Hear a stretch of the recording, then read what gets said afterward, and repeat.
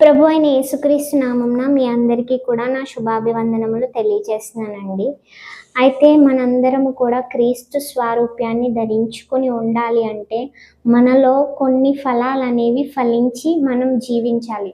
మొదటిగా ఉండాల్సిన ఫలం ఏంటి అంటే ప్రేమ. ఆ ప్రేమకు బైబిల్‌లో ఏంటి అంటే బైబిల్‌లో ఉన్న పేరు అగాపే అన్న ప్రేమ. ఈ అగాపే అన్న పదం గ్రీక్ వర్డ్. అగాపే అన్న పేరుకు అర్థం ఏంటి అంటే అవధులు లేని ప్రేమ, శాశ్వతమైన ప్రేమ, హద్దులు లేని ప్రేమ. అటువంటి ప్రేమతో దేవుడు మనల్ని ప్రేమిస్తున్నాడు.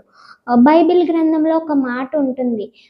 యోహాను రాసిన మొదటి పత్రిక 4వ అధ్యాయం 16వ వచనంలో దేవుడు ప్రేమాస్వరూపి అయి ఉన్నాడు. మన దేవుడు ప్రేమాస్వరూపి అయి ఉన్నాడు, ప్రేమామయుడై ఉన్నాడు. ఆయన మనల్ని శాశ్వతమైన ప్రేమతో ప్రేమించుచున్నాడు. మనం కూడా ఏం చేయాలి అంటే ఆయన్ని మనం ధరించుకున్న వారిలా మనం ఉండాలి అంటే మనలో కూడా మొదటిగా ప్రేమ అనేది ఉండాలి. మనం నిజమైన క్రైస్తవులుగా పిలువబడాలి అంటే ప్రేమ కలిగి ఉండాలి. ప్రేమ లేనివాడు పరలోకానికి అనర్హుడైపోతాడు. అయితే ప్రేమలో డంబం ఉండదు, ప్రేమ మర్యాదగా నడవదు, ప్రేమలో మత్సరం ఉండదు, ప్రేమ దయ చూపిస్తుంది, ప్రేమ శాశ్వత కాలము కూడా ఉంటుంది. అటువంటి ప్రేమ అనేది మనం ఎప్పుడూ కూడా కలిగి ఉండాలి. ఇప్పుడు బైబిల్ గ్రంథంలో ఒక మాట ఉంది. ఏంటి అంటే ధర్మశాస్త్రం అంతా కూడా ఒక్క మాటతో సంపూర్ణమై ఉన్నది. అదేంటంటే నిన్ను వలె నీ పొరుగు వారిని ప్రేమించుమని దేవుడు చెప్తున్నాడు. ఆ ఒక్క మాటతో సమస్తము కూడా అంటే ధర్మశాస్త్రం అంతా కూడా సంపూర్ణమైపోయింది. ఇప్పుడు మనల్ని మనం ఎంతో ప్రేమించుకుంటాం. మనల్ని మనం ప్రేమించుకుంటే సరిపోదు, ఇతరులను కూడా అదే విధంగా మనం ప్రేమించాలి. ఇప్పుడు మనకి లోకంలో ఈ సమాజంలో చాలామంది ఇష్టమైన వ్యక్తులు చాలామంది ఉంటారు. వారందరినీ కూడా వాళ్ళు మనల్ని ఇష్టపడుతున్నారు కాబట్టి మనం కూడా వాళ్ళతో మంచిగా మాట్లాడుతూ, ఇష్టంగా మాట్లాడుతూ, వారితో ఇష్టంగా ఉండి వారిని కూడా మనం ప్రేమిస్తాం.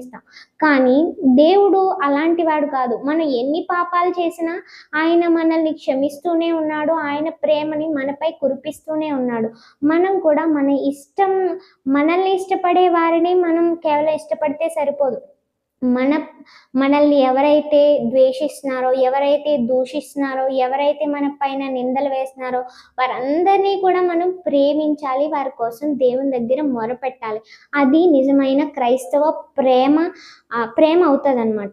ఇప్పుడు మనందరం కూడా దేవుడు మనల్ని ఏ విధంగా ప్రేమిస్తున్నాడో ఆయన్ని ఎంతోమంది కొన్ని వందల మంది ఆయన ముఖం మీద ఉమ్మి వేశారు.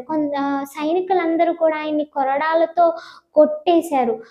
ఆయన్ని ఎంత హింసించారంటే అంత హింసించేసినా కానీ తన తండ్రి దగ్గర తండ్రి వీరేం చేయుచున్నారో వీరు ఎరుగరు కనుక వీరందరినీ కూడా క్షమించండి అని ఆయన చెప్పాడు. ఎంత ప్రేమిస్తే ఆయన మనల్ని ఆ మాట అనగలుగుతాడు. అయితే మనం కూడా అట్టి ప్రేమను మనం కలిగి ఉండాలి. మనం క్రైస్తవులం అయితే సరిపోదు, ఆయన లక్షణాలన్నీ కూడా మనం ధరించుకుని ఉంటేనే మనకి పరలోకం అనేది వస్తుంది. ప్రేమ లేనివాడు పరలోకానికి అనర్హుడు అయిపోతాడు. నిజమైన క్రైస్తవులుగా ఉండాలి అంటే మనం దేవుడు ఆయన మనల్ని అందరినీ కూడా ఏ విధంగా ప్రేమిస్తున్నాడో మనందరం కూడా అదే విధంగా ప్రతి ఒక్కరిని కూడా ప్రేమించాలి. దేవుడిచ్చిన ఈ పరిశుద్ధమైన వాక్యం దీవించబడును గాక. మీ అందరికీ కూడా మరొకసారి నా హృదయపూర్వకమైన వందనాలు చెల్లించుకుంటున్నాను. ఆమేన్.